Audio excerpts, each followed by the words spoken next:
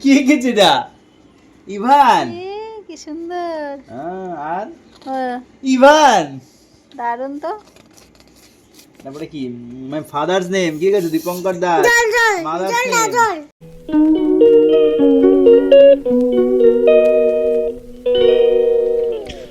Hello everyone, good morning, welcome back to my channel. কেমন আছো তোমরা? আশা করছি ভালো আছো, সুস্থ আছো।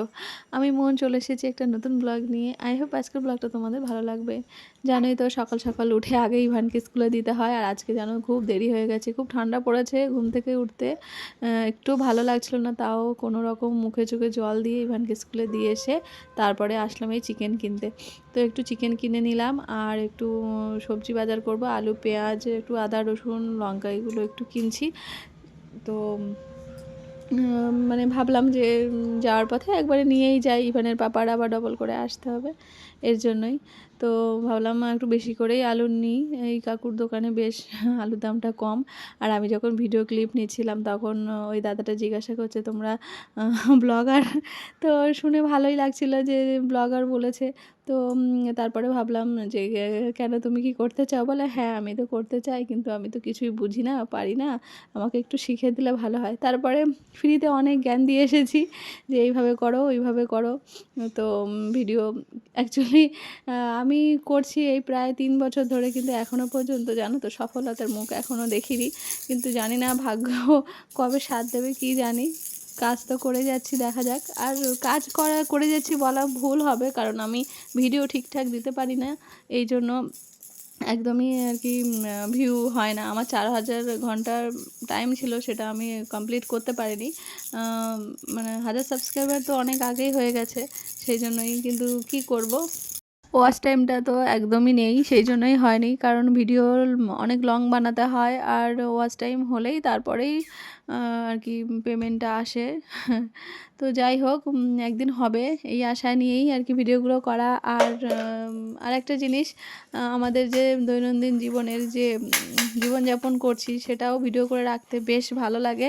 আর ইভান তো ছোট থেকে বড় হয়ে উঠছে, এই স্মৃতিগুলো থাকবে, সেই জন্য আরও বেশি করে আমি ব্লগটা করি, ভালো লাগে। তো যাই হোক, বাড়িতে এসে রান্না বান্না করছি, দেখো চিকেনটা বসিয়ে দিয়েছি, আর পেঁপে আলু তরকারি করব। ব্যাস এইটুকুই আজকে দুপুরের রান্না, কারণ আর কিছু করবো না। চিকেন হলে আর বেশি কিছু লাগেও না আর কি আমাদের। তো যাই হোক, ইভানের বাবা বললো আজকে একটু কষা কষা চিকেন করো। তো দেখো এই যে কষা কষা করলাম একটু, আর একটু সবজি করে নিলাম। তো তারপরে ইভানের জন্য একটু মাংস সরিয়ে রেখেছি, কালকে আবার একটু চিকেন পকোড়া টাইপের কিছু বানিয়ে দেবো, এর কারণে। তো যেটা বলছিলাম, মানে আমার এখনও সফলতা আসেনি। হ্যাঁ এইটুকু বিশ্বাস আছে আসবে, একটু ধৈর্য ধরতে হবে।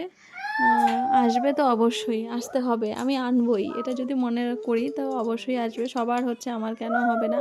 আমি জানি আমার গাফিলতিটা কোথায়, সেই জন্যই আসছে না। তো আসবে এটুকু জানি। তো এখন থেকে চেষ্টা করব কন্টিনিউ দেওয়ার।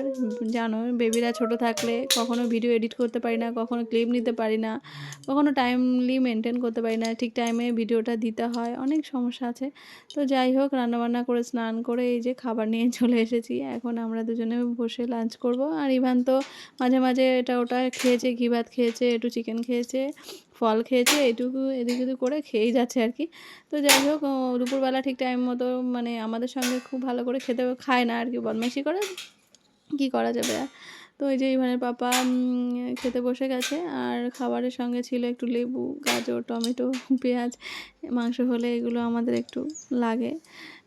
তো ব্যাস খাওয়া দাওয়া করে টেবিল মুছে পরিষ্কার করে দেন ফ্রেশ হয়ে ভাবলাম একটু রোদে দাঁড়াই। খাওয়ার পরে একটু রোদে দাঁড়াতে বেশ ভালোই লাগে। তো যাই হোক, সন্ধ্যাবেলার দিকে ইভানকে একটা জেলি দিয়েছিলাম, ঘুম থেকে ওঠার পরেই খুব কান্নাকাটি করছিল।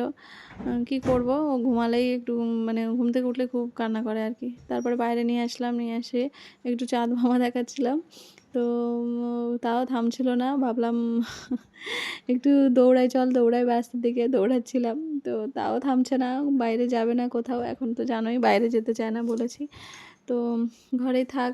তারপরে ইভানের পাপাকে বললাম চলো, বাইরে বেরোতে চায় না যেকালে, তাও বের করতে হবে জোর করে, একটু হাঁটাহাঁটি করে আসি। চিকেন দিয়ে দুপুরে ভাত খেয়েছি, আর হজমের আমার একটু সমস্যা হয়, একটু হাঁটাহাঁটি করলে হজমটাও হয়ে যাবে। তো রাত তখন 9:30 বাজে, তো একটু হাঁটতে বেরিয়েছি। হাঁটতে বেরোনোর সঙ্গে সঙ্গে একটা দোকানে যখন দাঁড়িয়েছি, হঠাৎ করে দিদি ফোন করেছিল যে কাকুর ভীষণ শরীর খারাপ, তো এক্ষুনি আসতে হবে।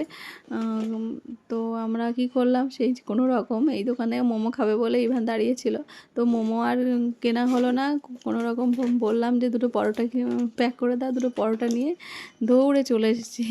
এই প্রথমবার মানে এত রাতে দৌড়ালাম, লোকে তো ভাবে যে কেন দৌড়ালো। যাই হোক, তারপরে এসে দেখলাম কাকুকে হাসপাতালে নিয়ে গেল অ্যাম্বুলেন্স করে। তারপরে আমরা ঘরে আসলাম, আর খালি পায়ে ঘুরছিলাম বলে ইভানের পাপাই দেখো আমাকে মোজা পরিয়ে দিচ্ছে।